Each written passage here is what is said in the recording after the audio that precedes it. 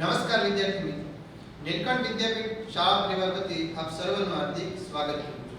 વિદ્યાર્થી મિત્રો, આજના વિડિયો લેક્ચરની અંદર આપણે સ્વાધ્યાય 1.3 જે છે એની અંદર √5 એ અસમય સંખ્યા છે, √2 એ અસમય સંખ્યા છે, એ દાખલાનો આપણે અભ્યાસ કરવાનો છે. સૌપ્રથમ આપણે 1.3 સ્વાધ્યાય જે છે એની પહેલા આપણને પ્રમેય 1.3 આપ્યો છે. પ્રમેય 1.3 જે છે કહેવા શું માંગે છે, તો સૌપ્રથમ આપણે જોઈએ પ્રમેય 1.3. પ્રમેય 1.3. આ પ્રમેય 1.3 જે છે એ દરેક વિદ્યાર્થીઓ જો સમજી લે તો એના આધારે પ્રમેય સ્વાધ્યાય 1.3 ની અંદર જે દાખલા આપણને આપ્યા છે એ આપણને આવડે. તો જોઈએ પ્રમેય 1.3 શું કહે છે. ધારો કે p એ એક અવિભાજ્ય સંખ્યા છે. ધારો કે p એ એક અવિભાજ્ય સંખ્યા છે. ધારો કે p એક અવિભાજ્ય સંખ્યા છે. કોઈ ધન પૂર્ણાંક a માટે આપણે કોઈ ધન પૂર્ણાંક a લીધો છે. કોઈ ધન પૂર્ણાંક a માટે a² એ p વડે વિભાજ્ય હોય તો a પણ p વડે વિભાજ્ય થાય. ધારો કે p એક અવિભાજ્ય સંખ્યા છે. કોઈ ધન પૂર્ણાંક a માટે p² એ p વડે વિભાજ્ય હોય તો a પણ p વડે વિભાજ્ય થાય. આવું કંઈક પ્રમેય 1.3 આપણને કહે છે. આ પ્રમેય કે પરીક્ષામાં આપણને પૂછાતું નથી પ્રમેય 1.3 લખો, પણ આપણે એને સમજવું બહુ મહત્વનું છે. જોઈએ આપણે ઉદાહરણ દ્વારા કે શું કહેવા માંગે છે. હવે ધારો કે p એક અવિભાજ્ય સંખ્યા છે. અવિભાજ્ય સંખ્યા આપણને દરેકને ખ્યાલ છે ક્યાંથી શરૂઆત થાય તો કે 2 3 5 7 એ બધી અવિભાજ્ય સંખ્યા છે. હવે આપણે લઈએ કોઈ ઉદાહરણ તરીકે, દાખલા તરીકે હું p બરાબર 3 લઉં. p એક અવિભાજ્ય સંખ્યા જે છે તો મેં લીધું p બરાબર 3. હવે એણે હું કીધું કોઈ ધન પૂર્ણાંક a માટે. હવે કોઈ એક ધન પૂર્ણાંક લેવાનો છે a. આ a આપણે એવો પસંદ કરવાનો છે, ખાસ વિદ્યાર્થી મિત્રો યાદ રાખજો, એ આપણે એવો પસંદ કરવાનો છે કે a નો વર્ગ કરું એટલે કે a² કરું એ 3 વડે વિભાજ્ય થવું જોઈએ. ફરીવાર યાદ રાખજો કે p બરાબર 3 લીધું એટલે કે p એક અવિભાજ્ય સંખ્યા આપણે લીધી છે. હવે a મારે એવો પસંદ કરવાનો છે કે a નો વર્ગ કરું, આ વર્ગ થઈ જાય એ 3 વડે વિભાજ્ય થવું જોઈએ. એટલે કે એ સંખ્યા જે છે એને આપણે 3 વડે ભાગી શકતા હોવા જોઈએ. તો જો a બરાબર કઈ એવી સંખ્યા લઉં કે જેનો વર્ગ કરું તો p બરાબર 3 વડે ભાગી શકાય, એટલે કે એનો એવો થાય. તો દાખલા તરીકે હું જો a બરાબર 9 લઉં, a બરાબર 9 તો a² 9 નો વર્ગ કેટલો થશે 21. તો તમે અહીંયા જોઈ શકો છો કે p બરાબર 3 આ એક અવિભાજ્ય સંખ્યા છે અને a મારે એવો પસંદ કરવાનો છે કે એનો વર્ગ કરું તો આ જે સંખ્યા જે છે એને હું 3 વડે ભાગી શકતા હોવો જોઈએ. તો અહીંયા આગળ આપણે જોયું કે a² બરાબર 21. હવે જો a² ને અહીં આગળ લખ્યું છે કોઈ ધન પૂર્ણાંક a માટે a² એ p વડે વિભાજ્ય હોય તો a² એ p વડે વિભાજ્ય છે. તમે જોઈ શકો છો 81 ભાગ્યા હું 3 કરું તો 3 * 1 = 3, 3 * 2 = 6, 2 1 કેટલા આવ્યા તો કે 127. તો a² ને જે છે હું 3 વડે ભાગી શકું છું, તેથી a ને પણ 3 વડે ભાગી શકાય છે. એટલે કે 9 ભાગ્યા તમે 3 કરો તો તમને ખ્યાલ જ છે 3 તેરી 9. ફરી એક બીજું ઉદાહરણ લઈએ, કોઈ અવિભાજ્ય સંખ્યા, દાખલા તરીકે હું જો p બરાબર 5 લઉં, p બરાબર 5. આ પ્રમેયને ખાસ આપણે સમજવાનો છે કે ધારો કે કોઈ એક p એક અવિભાજ્ય સંખ્યા છે એટલે કે p બરાબર 5 લીધું. 5 આપણને દરેકને ખ્યાલ છે અવિભાજ્ય સંખ્યા છે. હવે અહીંયા આગળ કીધું છે કે કોઈ ધન પૂર્ણાંક a માટે a મારે એવો પસંદ કરવાનો છે વિદ્યાર્થી મિત્રો કે a નો વર્ગ કરું a 5 વડે વિભાજ્ય થવો જોઈએ તો a પણ 5 વડે વિભાજ્ય થાય. તો અહીંયા આગળ a દાખલા તરીકે હું લઉં છું 10 તો a² કેટલા થશે તો કે 100, એટલે કે a નો વર્ગ કેટલો થશે 10 નો વર્ગ થશે 100. હવે તમે જોઈ શકો છો કે a² એ p વડે વિભાજ્ય છે. 100 જે છે એને ભાગ્યા તમે 5 કરો તમને દરેકને ખ્યાલ છે 20 જવાબ આવે છે. એટલે કે a² એ 5 વડે વિભાજ્ય થાય તો a પણ 5 વડે p વડે વિભાજ્ય થાય. એટલે કે 10 જે છે એનો તમે 5 વડે ભાગાકાર કરો તમને ખ્યાલ છે 5 * 2 = 10, એ પણ 5 વડે વિભાજ્ય થાય છે. ત્યારબાદ આપણે બીજું એક ઉદાહરણ જોઈએ. દાખલા તરીકે p બરાબર 7 લઉં, p બરાબર 7 અવિભાજ્ય સંખ્યા છે. હવે p બરાબર જો હું 7 લઉં તો a મારે કંઈક એવો પસંદ કરવો પડે કે જે છે એનો વર્ગ કરું તો એ પણ કંઈક 7 વડે વિભાજ્ય થાય એટલે કે કંઈક 7 ના ઘડિયામાં આવતો હોવો જોઈએ. હવે a બરાબર જે છે દાખલા તરીકે હું અહીંયા આગળ લઉં 7 તો 7 નો વર્ગ કેટલો થશે 49. તમે અહીંયા આગળ જોઈ શકો છો a² a² એ p વડે વિભાજ્ય છે 49 ભાગ્યા તમે 7 કરો તો 77 49. તો a² એ p વડે વિભાજ્ય થાય તો a પણ p વડે વિભાજ્ય થાય. a પણ p વડે વિભાજ્ય થાય એટલે કે 7 ભાગ્યા 7 તમે કરો તો કેટલો જવાબ આવે 1.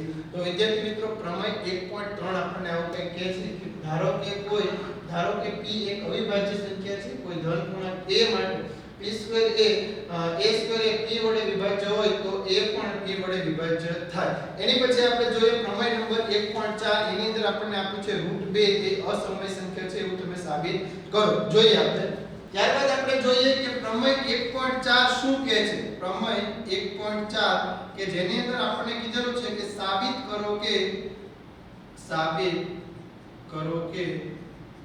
√2 એ અસમય છે. સાબિત કરો કે √2 એ અસમય છે આવું એક પ્રમેય 1.4 કે છે. હવે √2 જે છે એ આપણને દરેકને ખ્યાલ છે અસમય સંખ્યા છે આપણને ખ્યાલ છે, પણ આપણે અહીંયા આગળ ધોરણ 10 ની અંદર આપણે સાબિત કરી દેખાડવાનું છે કે ખરેખર ભાઈ √2 અસમય સંખ્યા છે.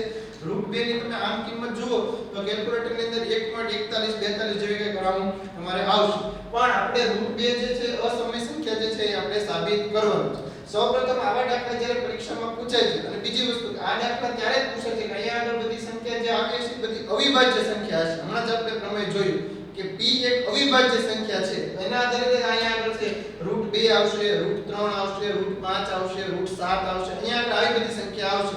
હમણાં જ તે માર્ચ 2020 ની અંદર જે બોર્ડની એક્ઝામ લેવાની એમાં અંદર પરીક્ષામાં પ્રશ્ન પૂછાણો હતો કે સાબિત કરો કે √7 એ અસમય સંખ્યા છે. જે ટેક્સ્ટ બુકમાં આપેલો નહોતો, પણ જો તમે આનું ફોર્મેટ જે છે યાદ રાખી લો કે આ પ્રકારના દાખલાની અંદર ગણતરી નથી આવતી, લખવાનું જાજો આવે છે. એટલે કે થિયરી બેઝ જેવું છે, સાબિત કરવાના દાખલા છે. કે સાબિત કરો કે √2 એ અસમય સંખ્યા છે. તો તમે એકવાર જોઈ લો તો તમને ખ્યાલ આવે કે √3 માં સેમ એવું જ લખવાનું આવે છે. ક્યાં ફેર પડે છે આપણે જોશું. √5 માં સેમ એવું જ આવશે. તો અહીંયા આગળ આપણને પ્રમેય 1.4 માં આપ્યું છે કે સાબિત કરો કે √2 એ અસમય સંખ્યા છે. તો જ્યારે વિદ્યાર્થી મિત્રો આવા પ્રકારના દાખલા આવે ત્યારે સૌપ્રથમ તો આપણે ઊંધી ધારણા કરવાની. ઊંધી ધારણા એટલે કઈ રીતના? તો કે અહીંયા આગળ આપણને એમ કીધું છે કે √2 એ અસમય સંખ્યા છે. તો સૌપ્રથમ હું ધારી લઉં છું કે √2 એ એક સમય સંખ્યા છે. આપણી ધારણા શું કરીએ છીએ કે √2 જે છે એ શું છે તો કે અસમય સંખ્યા છે એવું છે. એની પર હું ધારી લઉં છું √2 એ શું છે તો કે સમય સંખ્યા. હવે આખો દાખલો જે હું ગણું છું એ √2 સમય સંખ્યા લઈને ગણું છું, પણ છેલ્લે જે છે કે મારી ધારણા ખોટી પડે છે. એટલે મતલબ કે આપણે જે ધારણા કરી હતી ખોટી પડી તો શું થાય તો કે જે આપણે આપ્યું છે એ આપણી સાબિતી થઈ જાય છે.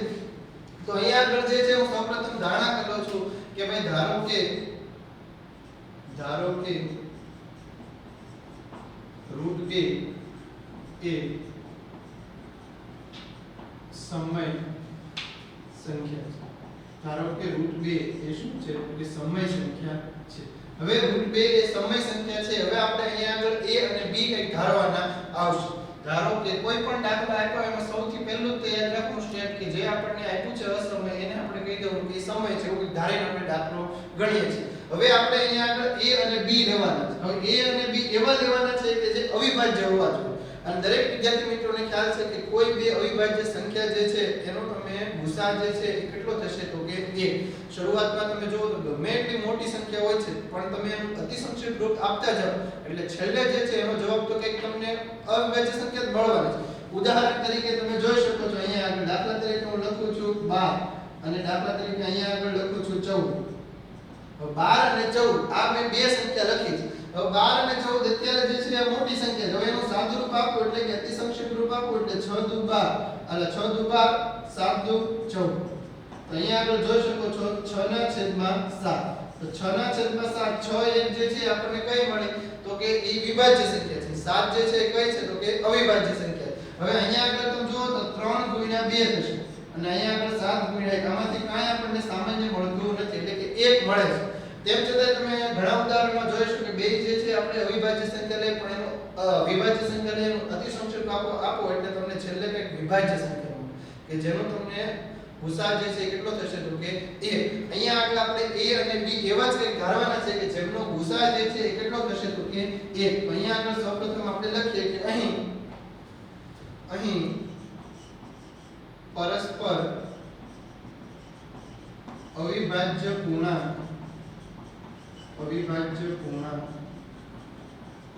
a અને b એવા લઈએ કે જેમનો ગુસા 1. અહીંયા આગળ મારે a અને b મે જે છે એવા પસંદ કર્યા છે કે જેમનો ગુસા શું છે તો કે 1. એવા મેં બે પસંદ કર્યા છે. હવે a અને b મે લીધા છે ગુસા જેમનો છે તે 1 થાય છે. √2 જે છે એને અસમય સંખ્યા કીધું એટલે આપણે એને આ રીતે લખી શકીએ કે √2 બરાબર a ના છેદમાં b. શું કરવા? કારણ કે આપણે તો આવી ધારણા કરી છે કે √2 એ શું છે તો કે સમય સંખ્યા છે. તો સમય સંખ્યા એટલે આપણને દરેકને ખ્યાલ છે કે p ના છેદમાં q સ્વરૂપ હોય છે. જ્યાં અહીંયા આપણે લખી શકીએ કે b does not equal to 0 એટલે કે છેદ જે છે ક્યારે 0 છે નહીં. અને અહીંયા આપણે લખી શકીએ કે a અને b નો સામાન્ય અવયવ 1 છે અથવા 1 થાય છે. અહીંયા આપણે એવો a અને b લીધા છે જેમનો સામાન્ય અવયવ 1 છે એટલે આપણે કહીએ તો ગુસા એનો શું છે 1. બંનેમાંથી સરખું જે છે 1 નીકળે છે. હવે અહીંયા આપણે લખીએ બંને બાજુ વર્ગ કરતા બંને બાજુ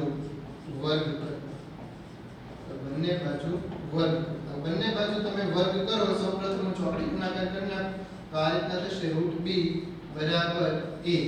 બંને બાજુ આપણે વર્ગ કરીએ તો √b એનો વર્ગ બરાબર a નો વર્ગ. અહીંયા આગળ આપણે જોઈએ √2 નો વર્ગ કેટલો થશે તો કે 2. b² બરાબર a². અને આપણે સરળતા ખાતર આ રીતે લખી શકીએ a² બરાબર 2b² a² બરાબર 2b². હવે તમે અહીંયા આગળ જોઈ શકો છો કે a² જે છે એનો એક અવયવ 2 થશે. એટલે કે a² કોઈ પણ સંખ્યા હશે એને આપણે 2 વડે ભાંગી શકશું. એટલે કે a² જે છે એ 2 નો અવયવ છે. તેથી a પણ શું થશે પ્રમેય 1.3 મુજબ કે a પણ જે છે એ 2 નો અવયવ થશે. જોઈએ અહીંયા આગળ લખીએ અહીં a² એ 2 વડે વિભાજ્ય છે. અહીં a² એ 2 વડે વિભાજ્ય છે. અથવા આપણે બીજા શબ્દોમાં કહેવું હોય તો કહી શકીએ કે a² જે છે એનો એક અવયવ શું છે તો કે 2 છે.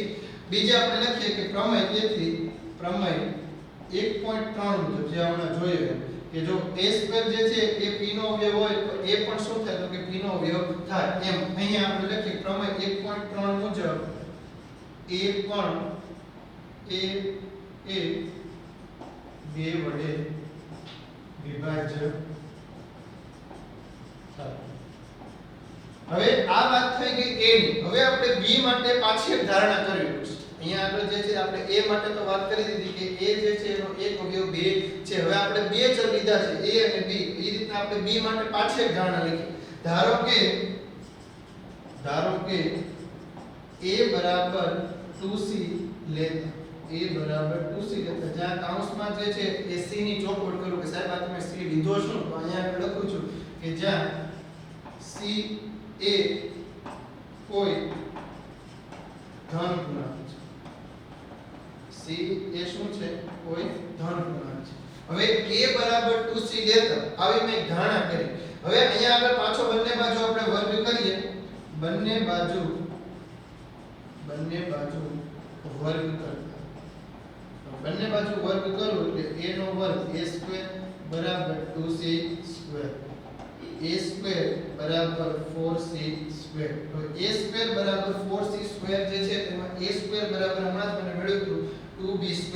તો આ જે કિંમત જે છે ત્યાં આગળ મૂકતા અહીંયા આગળ લખું છું અહીં a² બરાબર 2b² મૂકતા તેથી 2b² બરાબર 4c². 2 વડે ભાંગીએ એટલે કે નીચે છેદમાં 2 જશે 4c² અને ભાગ્યા 2. તેથી b² બરાબર 2c². b² બરાબર શું થશે તો કે 2c². હવે અહીંયા આગળ તમે જુઓ તો અહીંયા આગળ જેવું સ્વરૂપ આવ્યું તો ત્યાં આગળ b નું સ્વરૂપ આવ્યું છે. તો અહીંયા આગળ પણ આપણે લખી શકીએ કે અહીં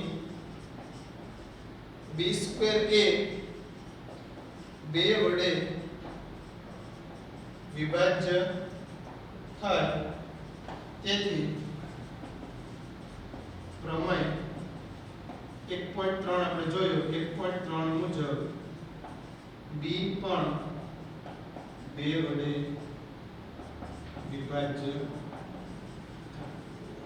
હવે વિદ્યાર્થી મિત્રો ખાસ જે હું બોલું છું એ સાંભળજો તમે કે અહીંયા આગળ શું કહે છે. હવે આપણે અહીંયા સુધી પહોંચી ગયા કે ભાઈ આપણે જોયું કે b a અને b એ પરસ્પર અવિભાજ્ય પૂર્ણાંકો આપણે એવા લીધા છે એટલે કે આપણે એવા પસંદ કર્યા છે કે જેમનો સામાન્ય અવયવ કેટલો છે તો કે 1 છે. એટલે કે બંનેમાંથી ખાલી ગુસા જે છે બંનેમાંથી ખાલી એક જ નીકળે છે. પણ આપણે આટલી ગણતરી કરી ત્યારે આપણને ખ્યાલ આવ્યો અથવા આપણે એવું જોયું કે ભાઈ a નો જે છે એક સામાન્ય અવયવ હજી એક આવે છે. કયો આવે છે? 2. એ જ રીતના b નો પણ એક સામાન્ય અવયવ કેટલો આવે છે તો કે 2. તો આ રીતે આપણે લખી શકીએ કે અહીં જે છે એ a અને b નો સામાન્ય અવયવ એક સિવાય હજી પણ છે. એટલે કે આપણે લખી શકીએ કે 2 છે. તો તેથી અહીં આપણે લખી શકીએ કે અહીં a અને b નો સામાન્ય અવયવ 2 પણ છે. તેથી a અને b ને એક સિવાય પણ અવયવ છે. આવું આપણે સાબિત કરી દીધું કે ભાઈ a અને b ને એક સિવાય હજી પણ એક સામાન્ય અવયવ એટલે કે 2 છે. તેથી આ ધારણાનો વિરોધાભાસ થાય છે. તેથી આ ધારણાનો વિરોધાભાસ થાય છે. હવે આપણે જે છે ધારણા શું કરી દીધું કે √2 જે છે એ સમય સંખ્યા છે એવી કંઈક આપણે ધારણા કરી છે. પણ આપણે તો એવું સાબિત કરી દીધું કે √2 જે છે એ સમય સંખ્યા છે નહીં. તો આપણે લખી શકીએ કે √2 એ સમય છે. √2 જે છે એ સમય છે તે ધારણા અસત્ય હોવાથી આ વિરોધાભાસ ઉદ્ભવ્યો.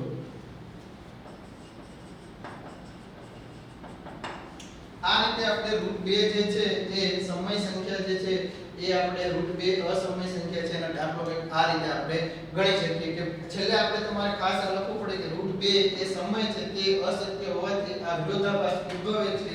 તેથી √2 એ અસમય સંખ્યા છે. આવું પરીક્ષાની અંદર ઘણીવાર બેઠું પૂછી નાખે છે. આ આપણે પ્રમેય છે. પ્રમેય 1.4 કોઈ એક્ઝામ્પલ ની અંદર નથી આપ્યું. પણ આવા દત આપણને દાખલા આપ્યા છે. અહીંયા આગળ ખાલી ધારો કે સાબિત કરો કે √2 છે કે √3 આની પછીનું આપણે એક્ઝામ્પલ છે. ઉદાહરણ નંબર આઈ થિંક 9 છે. બરોબર કે √3 છે. પછી સ્વાધ્યાયની અંદર 1.3 ની અંદર આપણને આપ્યો છે √5 છે. એ પણ આપણે જોઈએ. તો આ એક ફોર્મેટ ની અંદર તમે જો દાખલો યાદ રાખશો તો આરામથી તમે લખી શકશો. જોઈએ આપણે પછીનો દાખલો. ત્યારબાદ આપણે જોઈએ ઉદાહરણ નંબર 9. એની અંદર આપણને આપ્યું છે કે સાબિત કરો કે √3 એ અસમય સંખ્યા છે. બરોબર. તો આપણે કીધું એમ પ્રમાણે કે સૌપ્રથમ આપણે ધારણા ઊંધી કરવાની કે ભાઈ ધારો કે √3 એ સમય સંખ્યા છે. √3 એ શું છે તો કે સમય સંખ્યા છે. હવે આપણે પાછા a અને b પસંદ કરવાના છે. જેમ મેં ઓલા દાખલામાં કીધું એ પ્રમાણે આપણે ફોર્મેટમાં જોઈએ કે અહીં પરસ્પર અવિભાજ્ય પૂર્ણાંક a અને b એવા લઈએ કે જેમનો સામાન્ય અવયવ અથવા આપણે કેવું હોય બીજી ભાષામાં સામાન્ય અવયવ અથવા ગુસા 1 હોય. આપણે a અને b એવા પસંદ કરવાના છે વિદ્યાર્થી મિત્રો કે જેમનો સામાન્ય અવયવ જે છે એ કેટલો થવો જોઈએ તો કે 1. હવે આપણે જે છે એ લખીએ સમય સંખ્યા જે છે આપણે કીધું √3 એ અસમય સંખ્યા છે. તો આપણે એને આ રીતે લખી શકીએ √3 બરાબર a ના છેદમાં b. સમય સંખ્યા આપણે ધારણા કરી છે કે સમય સંખ્યા એટલે દરેકને ખ્યાલ છે p ના છેદમાં q સ્વરૂપ એટલે કે અંશ અને છેદ વાળું સ્વરૂપ હોય છે અને કૌંસમાં જે છે એ ચોખવટ કરી નાખીએ કે q b does not equal to 0 જ્યાં b ક્યારે 0 હશે નહીં. ચોકડી ગુણાકાર કરીએ વિદ્યાર્થી મિત્રો તો a બરાબર √3b. બંને બાજુ આપણે વર્ગ કરીએ, બંને બાજુ વર્ગ કરતા તો a² બરાબર 3b². a² બરાબર શું આવ્યું કે 3b². હમણાં આપણે જોયું પ્રમેય 1.3 આધારિત કે a² જે છે એ જો p નો અવયવ હોય તો a પણ p નો અવયવ થાય. એ જ રીતના અહીંયા આગળ a² જે છે એ 3 વડે વિભાજ્ય હશે તો a પણ શું થશે તો કે 3 વડે વિભાજ્ય હશે. લખી શકીએ કે અહીં a² એ 3 વડે વિભાજ્ય છે. તેથી પ્રમેય 1.3 મુજબ a પણ 3 વડે વિભાજ્ય થાય. ત્યારબાદ આપણે અહીંયા આગળ a ની વાત કરી. સેમ આવું જ હજી b માટે આપણે બીજી ધારણા કરશું કે ભાઈ ધારો કે a બરાબર 3c લેતા. અહીંયા આગળ ખાસ વિદ્યાર્થી મિત્રો યાદ રાખજો, અહીંયા આગળ જે છે એ તમે જે સંખ્યા તમારી વર્ગમૂળમાં હોય છે એના બરાબર તમારે અહીંયા આગળ લેવું. ગયા ઓલામાં જે છે પ્રમેય 1.4 માં √2 હતું એટલે અહીંયા આગળ જે છે એ a બરાબર મેં જે છે એ શું લીધું હતું તો કે 2c લીધા હતા. એમ અહીંયા આગળ જે છે a બરાબર જે છે શું લેવાના છે તો કે 3c. આવું હું શું કામ કરું છું? મેં તમને હમણાં જ કીધું હતું કે p બરાબર જે છે p જો હું અવિભાજ્ય સંખ્યા લઉં તો એ મારે એવો પસંદ કરવાનો છે કે જેનો વર્ગ કરું ને તો એ પાછો જે છે એ p² p વડે પણ વિભાજ્ય હોવો જોઈએ. તો એમ અહીંયા આગળ જે છે આ મારે એ એવો પસંદ કરવો પડે કે એનો વર્ગ કરું ને તો એ પણ p વડે પાછો વિભાજ્ય હોવો જોઈએ. તો અહીંયા આગળ જે છે આપણે લખીએ કે બંને બાજુ a બરાબર 2c લીધા, બંને બાજુ વર્ગ કરતા તો બંને બાજુ વર્ગ કરો તો a² બરાબર 9c². તમે જોઈ શકો છો આ a એવો પસંદ કર્યો કે એનો વર્ગ કરું તો એ પાછો p વડે પણ વિભાજ્ય થાય. એ જ રીતના અહીંયા આગળ એની આપણે કિંમત મૂકીએ તો અહીંયા આગળ a² બરાબર 3b² મૂકતા તો a² બરાબર 3b² ની કિંમત આની અંદર તમે મૂકો તો અહીંયા આગળ થશે 3b² બરાબર 9c². તો અહીંયા આગળ b² બરાબર 3 જે છે ગુણાકારમાં છે, નીચે ભાગાકારમાં જશે એટલે અહીંયા આગળ નીચે આવશે b² બરાબર 3 તેરી 9 એટલે કેટલા આવશે 3c². તો અહીંયા આગળ પણ આપણે લખી શકીએ કે અહીં b² એ 3 વડે વિભાજ્ય થાય. તેથી પ્રમેય 1.3 મુજબ b પણ 3 વડે વિભાજ્ય. સૌપ્રથમ આપણે ધારણા કંઈક એવી કરી હતી કે a અને b મેં એવા લીધા છે કે જેમનો સામાન્ય અવયવ 1 છે, એની સિવાય કાંઈ છે નહીં. પણ દાખલો મેં જે ગણ્યો તો એના પરથી મને ખ્યાલ આવ્યો કે આ a અને b જે છે એનો સામાન્ય અવયવ 1 તો છે જ તે, તેમ છતાં એ સિવાય જે છે બીજો કોણ છે તો કે 3 છે. તો તેથી આપણે કહી શકીએ કે અહીં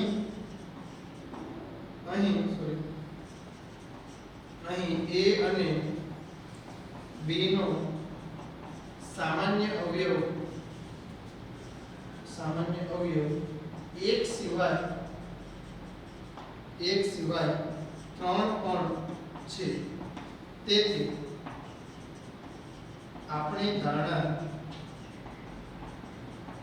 ખોટી પડે છે, અથવા આપણી ધારણા તો આપણે જે ધારણા કરી હતી એનો કંઈક આપણને વિરોધાભાસ ઉત્પન્ન થયો. આપણી ધારણા ખોટી પડે છે. તેથી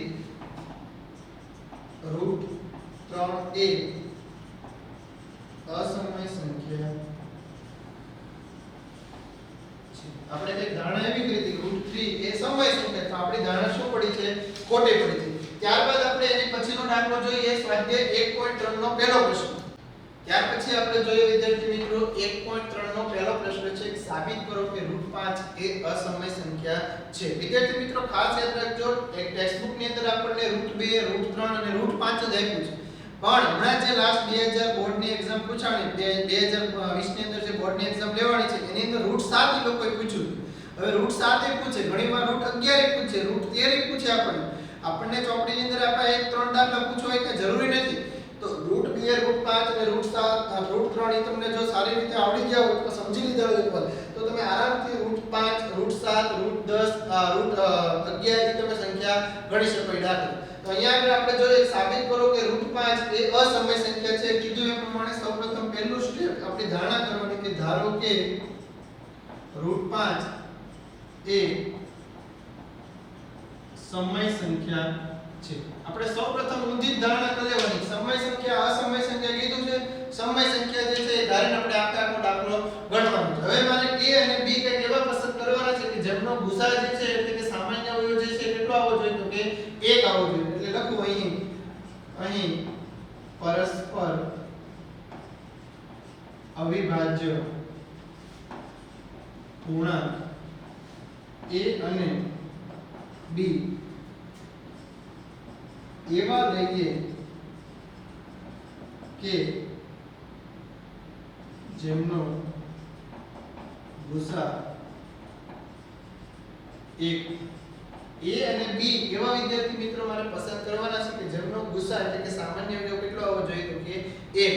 હવે આપણે લખી શકીએ કે તેથી √5 બરાબર a ના છેદમાં b. કારણ કે આપણે કીધેલું છે સમય સંખ્યા છે. સમય સંખ્યા આપણને દરેકને ખ્યાલ છે કે સ્વરૂપમાં હોય તો કે p ના છેદમાં q સ્વરૂપમાં હોય છે. અહીંયા આગળ બાજુમાં જે છે લખીએ b does not equal to 0. બંને બાજુ આપણે ચોકડી ગુણાકાર કરીએ કાઈ ન હોય તો 1 હોય. a બરાબર √5 અને b. બંને બાજુ વર્ગ કરો. બંને બાજુ વર્ગ કરો. બંને બાજુ તમે વર્ગ કરો તો a² બરાબર 5b². a² બરાબર શું થશે તો 5b². હવે અહીંયા આગળ આપણે જોઈ શકીએ છીએ પ્રમેય 1.3 મુજબ આપણને દરેકને ખ્યાલ છે કે a² જે છે એ 5 વડે વિભાજ્ય થાય તો a પણ શું થશે તો કે 5 વડે વિભાજ્ય થશે. તો અહીં લખી શકીએ કે અહીં a² એ 5 વડે વિભાજ્ય હોય તો પ્રમેય 1.3 મુજબ a પણ 5 વડે વિભાજ્ય.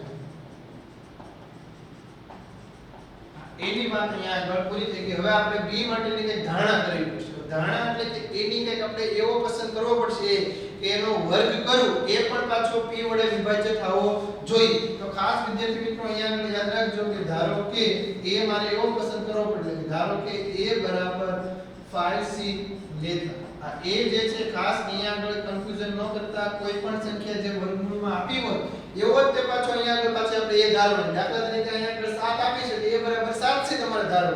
a બરાબર 11 આપ્યું છે √11 તો અહીંયા આગળ a બરાબર 11 છે લેવાનું. તો અહીંયા આગળ આપણે લખીએ કે બંને બાજુ વર્ગ કરતા બંને બાજુ તમે જો વર્ગ કરો તો a² બરાબર 5 નો વર્ગ કેટલો થશે તો કે 25c². અહીં a² બરાબર a² ની આપણને કિંમત કઈ આગળ મળે કે a² બરાબર શું લીધું તો કે 5b². અહીં a² બરાબર 5b² મૂકતા તો 5b² બરાબર 25c². b² ની સાથે 5 ગુણાકારમાં છે નીચે જશે એટલે ભાગાકારમાં 5c² નીચે છેદમાં જે છે શું થશે તો કે 5. b² બરાબર 5 5 25 તો 5c². અહીંયા આગળ તમે જોઈ શકો છો જેવું તે આપણને a² નું આવ્યું તો ફોર્મેટ એવું તે આપણને b² નું આવી ગયું છે.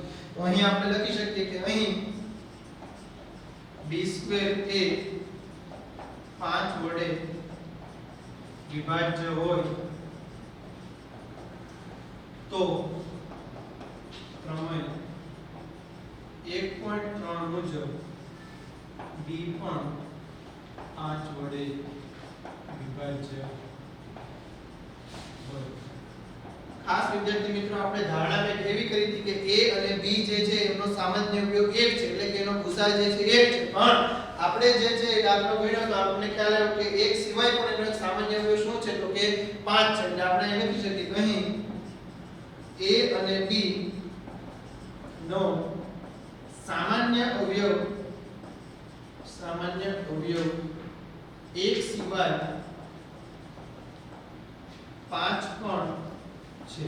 1 સિવાય શું છે તો કે 5 પણ છે. તેથી આપણે લખી શકીએ કે આપણી ધારણા જે છે એ ખોટી પડે છે. તેથી આપણી ધારણા ખોટી પડે છે. ખોટી એટલા માટે પડે છે કે આપણે જે છે એવું કંઈક ધાર્યું હતું કે √5 જે છે એ અસમય સંખ્યા છે. સમય સંખ્યાની એ બી એવા રીતે કે એમનો ગુસાઅ 1 થાય પણ એ તો ખરેખર જે છે એનો અવયવ શું છે તો કે 5 છે. તેથી આપણે કહી શકીએ કે તેથી √5 એ અસમય સંખ્યા